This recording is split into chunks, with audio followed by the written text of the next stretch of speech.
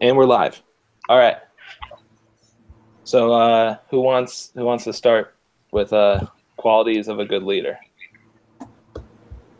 So I guess the question, I'll read the question off and then we'll, I guess, go from there.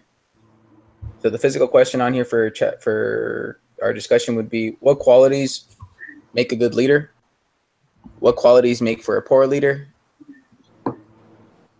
And basically, in our own experiences, consider material from the text and lectures and personal experiences. I think a democratic leader is always the best one, personally. As far like myself, somebody that can actually take your insight, take your actual, I guess just like their actual employees and their actual staff's points of view on things. I mean, if you have somebody that just doesn't listen to anybody and it's just the end all say all. Personally, it's just been my personal problem with certain managers. They usually also tend to be the ones that micromanage you, and they just don't tend to mix well with my personal work style. Yeah, I mean that we had to do that assignment, like chart quiz thing for chapter 2, and I mean my top one was democratic also. So did anyone else get anything different? I got democratic as well. I got democratic as well. Me too.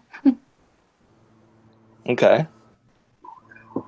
I mean, one other quality that I thought of for a good leader is someone who knows how to motivate. Yeah. Because I mean, in my experiences, if a leader just doesn't make you want to do more for that organization or for that business, then I mean, you're not going to just go out of your way without a good leader. Right. Yeah. Like the one manager who tells you to do something and then go and does the complete opposite of what they told you to do. Yeah. I mean, they definitely should be, if they're the leader, lead by example, right? The open door policy is kind of my big thing. Is I really enjoy a management style that will essentially leave a door open or always be open to help. Because I personally like a manager that's doesn't really come about at all times. They basically are always there as a tool for you to ask a question to, but they actually prefer for you to kind of find your own way. Because at that point, then I actually get to learn the job that I'm doing and the actual like breakdown of decision making and all that. Because if I'm just kind of following the guideline that I don't understand, I'm just regurgitating information at that point. Right. Yeah, I had a leadership class that I took last semester, and we did a bunch of surveys and stuff finding out what people want in a leader. And one of the top qualities, which was interesting to me, was that their leader shows gratitude and appreciation, which I had never really thought of for kind of being a leader. It's just something that I think we kind of look over, but I thought that was interesting that so many people find that important. I mean, the gratitude stuff can be easy. You know, it doesn't have to be anything crazy. Like, I think I overthink it sometimes too, where I'm like, oh, they should throw a big old thing. But honestly, it's just a matter of, I don't know, putting a smile on at 9:30 in the morning. Saying please and thank you. Yeah, exactly, right? They can go Yeah. Yeah. I also think that with democratic leadership, I think you do need a little bit of authoritarian leadership, because a lot of people, like in my organization, I work at a pool at a hotel at the Westin, and if we don't have an authoritarian leadership at the pool that day, we have different managers, a lot of people will slack off. You can definitely tell. So I do think you have some at certain points, but also I think democratic is the best because you can have, you know, they're more open to you, and like the open door, like you said as well. Well, I think it matters also like what type of environment you're working in, right? I mean, because like if you're working like at a pool at a resort, I mean, there really aren't too many things where democratic leadership even comes into play, right? Right.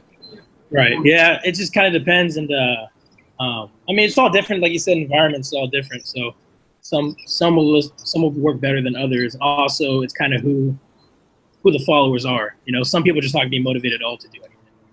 And like on your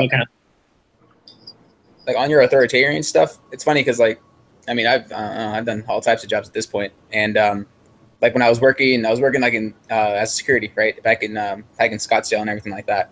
And when you work in security, there is no conversations that you're going to have with anybody. Once you get told what to do, that's essentially your guideline. And then from that point, I mean, that's the end all say all. At that point, if somebody tries to go around the rules, cut the lines, do this, try to give you some extra cash off to the side, let them in. I mean, at that point, you're taking risks because you know exactly what you're supposed to do, and there is no questioning it at that point. Now, in my office environment, completely different. You start doing that, then everyone's going to start being unhappy, and then that'll just be like a – I mean, I've seen it happen. We've gone through like 4 managers this year, and you'll have one that'll come in and it's just won't take anybody's perspective on anything. And little by little, everybody just starts getting like a bad taste in their mouth. And then everybody just ends up being in a bad mood for no reason. I think it's in my work environment, it's very democratic to a certain point, and then there's that certain line where you hit the like, this is the only thing you're allowed to do. So we're allowed to like kind of make changes until you hit that line, and then that is like very strict authoritarian. The management team is not going to budge on that. So that's interesting. What do you guys think about that? How do you pronounce it? Like, laissez-faire. Laissez-faire. Is that how you pronounce it? You know, the LAIS. Yeah. Mm-hmm. Yeah, I can't say it. I mean, I think that you need people who are experienced in the job to be able to have a manager have that type of style. Will they do that self-rule? Yeah. I think that's one of those that's for like a very specific type of job. Yeah. But I think with every job, you have to build a relationship with everybody. Because if you just tell somebody to do something and you have no motivation to be there as a manager, then nobody's going to want to do anything for you. You can't even simply, build a relationship with somebody. Just one of them to do more than just what they are. I think the quality of, say, for example, like a poor leader, because everybody, like you said, has to be able to talk interpersonally, be able to build those relationships so that way you can actually get your jobs done. But when a manager takes themselves away from like the regular staff, you know what I mean? Like, oh yeah, they can get to know each other, they can do all their interpersonal communications, but I'm gonna step back over here and I ain't gonna talk to anybody. Right. It creates a divide, at least in our office. Yeah, it's harder for them to try and want you to form connections with your coworkers when they're not willing to form one with you. Yeah, I mean, job goes by a lot better, especially when people get along. That's for sure. Yeah. And I think my least favorite quality in a leader is if they're selfish overall. I just feel like when people only care about their job and what they get done, it kind of makes them be condescending.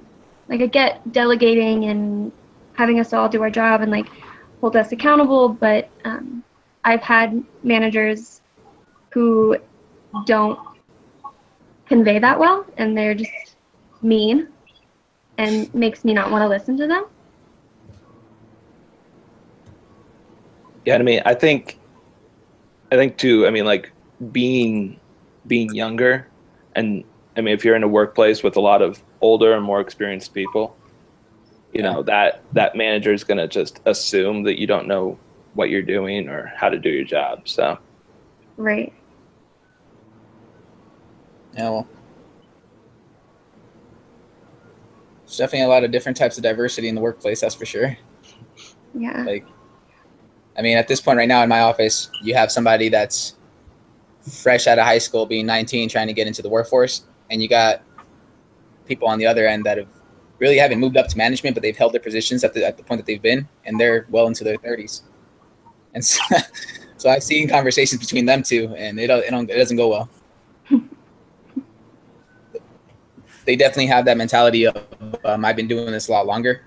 But actually, I sat down with the 19-year-old and he had some good ideas because there wasn't anything crazy. It was just a matter of just like the day-to-day stuff, just try to make it a little bit more efficient because unfortunately, no matter what, there's always going to be a better way to do something. You know what I mean? And we were stuck in our way because we've been doing it for a while. This new kid comes in, he just had a general idea and it was actually a good one and he got shot down instantly.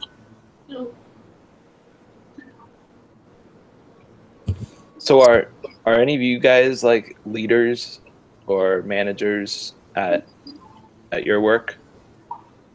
I work at a leasing office right now, leasing director. So I basically manage the entire front side of I'm like the mediator between the office staff and the management.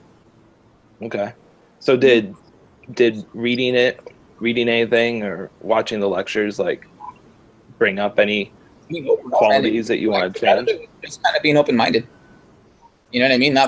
Not being so decisive on something that you just like going off of like your initial instinct, just kind of being like, you know what, kind of hear things out, play the field, find the best solution, kind of not being naive about yours always being the best one.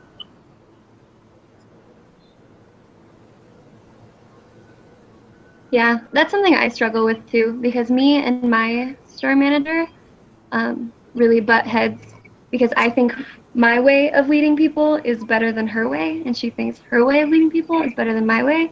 So whenever we work together, nothing gets done because we all tell everyone to do something different. And I think if we just learn to mesh, even like staying in our own leadership styles, I think things could go better. Because she's very authoritarian and I'm very democratic. I think compromise too is important, like learning to compromise and work well with people is a good quality for a leader. Right. I think that would bring up like the topic leaders versus managers. You know, everybody can be a manager, but not everybody can be a leader. And also people don't think they can be a leader just because of the point of position they're in. But I think, you know, like if you have those qualities, you can really be one. It just depends on how to bring it out of you. There's different environments that will make you become a leader.